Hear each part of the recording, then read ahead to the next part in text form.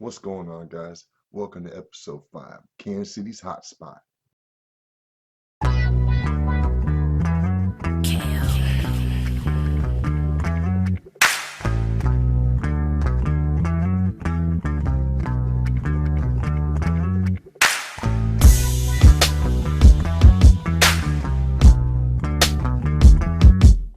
Yeah, we called NT, hey, LB. Hey, they sleeping on me though. This that show me stay pimpin'. Hey, strictly about my business, overworking my position, terminating competition on my mission, trying to get it. And it's all on the bitch, but you squares don't feel me.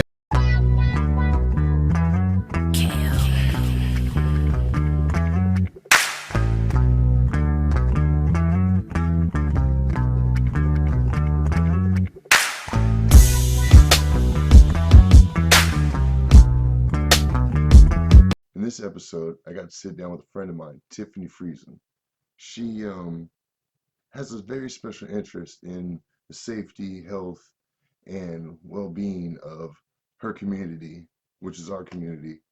And I really had to sit down and have an interview with her about what she's doing out here. And a lot of you guys need to know what she's doing because that can put more power behind her and get more traction in it, as well as can maybe give you guys an outlet if you are in the need of these services or enlightenment or just moments to breathe and relax and feel unified and loved. Because with her full moon meditation, she definitely provides that. It is a 3 hour venture that just exudes inclusiveness and love. Um, it's just a really loving and beautiful setting. So first of all, let's get into what a mandala is. It is a spiritual and ritual symbol in Hinduism and Buddhism. It can be understood in two different ways: externally as a visual representation of the universe, or internally as a guide. The belief is that by entering the mandala and proceeding towards the center, you are guided through the cosmic process of transforming the universe from one of suffering into one of joy and happiness. Tiffany likes to define the mandala as a healing circle or community. It's like a rock dropped in a pond. Every thought, word, and action we generate creates ripples around us that shape both our own and collective reality. Every person brings something unique and needed to the greater whole. When I attend the full moon meditations, my experience is very much welcomeness from the moment you walk in. There's always a peace and a calm and definitely positive energy wherever the meditation is being held, whether that be the temple, Unity Temple in the plaza, or Loose Park. And she is wanting to expand out and hit different parks. So maybe somebody who can't drive as far as Loose Park might be able to attend one day because she will be in a park closer to them. But yeah, walking into the meditation, um, it's always very loving and peaceful.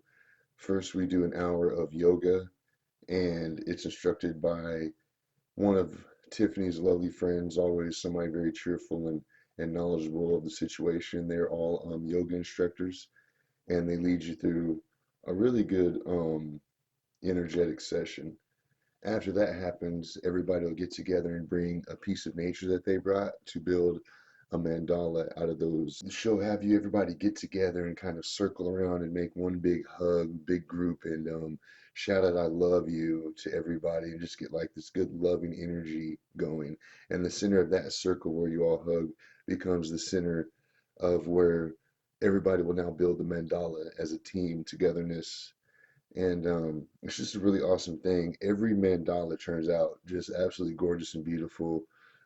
It's very captivating. Everybody always has to stop and take their pictures. And at that point in the thing, like, go ahead, definitely encourage, get a little feedback from people and let everybody know what's going on so they can be aware of this awesome event. And then after the mandala is done, there will be a meditation guide to come in and take everybody through a very relaxing and loving hour of meditation that is accompanied with the energy of the full moon as well as the beautiful spirits that are going along this journey with you. I definitely um, would like for you guys to check it out. Full Moon Meditations by Tiffane Friesen. Her handle on Instagram is Epiphany with Tiffany, and you really got to check it out, guys. Like, this is a very beautiful, loving, relaxing event. If you know you just can't seem to get your head clear, you don't know where to go, and you don't really want to be alone, but also don't want to talk about your issues, this would be something awesome for you to come check out. I guarantee you will not be upset that you came. Earlier, I mentioned Tiffany's interest in the safety and well-being of our community. Let's hop into an interview going over just that. So I have this project. It's called Stories on Stories. It's in Wyandotte County, which is where I work through my job. This project is not necessarily affiliated with the studio where I work. It's just a project that I came up with. A few of the people I went through a leadership training with, who are all community grassroots workers. Nice. And so the project basically is engaging neighbors to create art that then in turn goes up on blighted buildings in their area. And so we're working with the city, and then it's also part of MOXA, so I'm volunteering with MOXA, which is the Metro Organization to Counter Sexual Assault. And this particular project is really cool because we're using components of CPTED, which stands for Crime Prevention Through Environmental Design. So it's changing our environment in our neighborhoods to reduce crime. And art is actually one of the best ways to do that, especially if you can get people to interact. And all of the work that I do, whether it's Stories on Stories or the Full Moon or any of the other workshops or art events that I do, it's all about getting people to come together, get to know somebody who they wouldn't have known otherwise, to create a piece of art or to create an experience or a ceremony. And so in this case, it's art. And we're using a lot of kids who live in the neighborhoods to create their messaging that they want to. We also have a survey that we're using in an app, and we go door to door and we ask people, how do they feel in their neighborhood? Do they feel safe? Do they feel connected? Do they know their neighbors? Do they feel like they can rely on their neighbors? And so we're surveying before and after to see if there's a difference through this process. And we hold community events. We have snacks, we have events, we've had a picnic. So that people aren't just coming to make art, but they're also getting to know each other. And when we know each other, we're more likely to look out for each other and know who's in our neighborhood, what they're doing, who's not supposed to be there. And then also when we put art on buildings, it draws attention to them. And if you have a picture of a kid who lives in that neighborhood, who lives down the street, on that house, you can believe that that whole family is going to be looking out and checking in on that house. And a lot of human trafficking and sexual assault happens in abandoned buildings. You have a lot of break-ins and fires and just unsafe things that happen in empty houses. And so if you're turning them into a community asset instead of an eyesore, and the community themselves is doing that work and that transformation, that's how we make our communities a little bit safer, a little bit more connected, and more beautiful at the same time. I hear that, man. You're putting in that work. You're doing awesome things. And, you know, and it's so awesome to hear that you do this, because you don't ever hear about it. You know, and these are things that I hear people, you know, on the lesser side of things wanting to be done, you know. So knowing that, you know, that's just right down the road, you know, and that can spread, and that's really cool. We need that so bad, you know, connectedness in the city to bring it together and network and everybody work together is something that we lack so bad, you know. We definitely got a big push on people, you know, to start like telling about crimes and stuff and get it together and stuff. And it's not enough just to have a commercial and officers try to tell people what to do, because there's already a disconnect on information and truth between those groups. We can't always trust officers. We can't always trust media. We can trust people we know and we live with and we see on a regular basis. Yeah, people who is actually in the same situation as us. Exactly. Yeah, that is so important and so amazing. I definitely want to get out there and get involved with some of that, because that's too cool. That's the kind of stuff I like. You know, I like to get out there and help, because there's just not enough people doing it. So anybody else who get out there and help is awesome. Man, you're awesome. I love the work you do. Thank you. That's cool. I really am happy to do it. I love doing it, and I'm trying to get better at talking about it and letting people know, because I don't, you can either, I'm not, that's out of my comfort zone, but it's also part of it. And I also think it's important, like, people don't have to have some huge project to make a difference.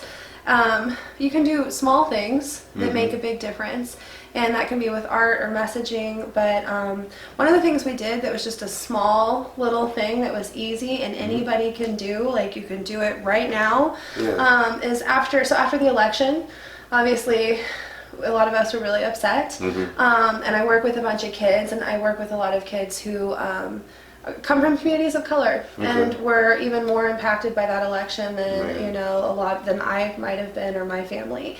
And so I asked them, if America was great for you, what would you do and what would be different? And they just made some flyers, quick little artwork made by kids, what they want to see in the world. Really simple. We made some Xerox copies and we posted them around our neighborhood.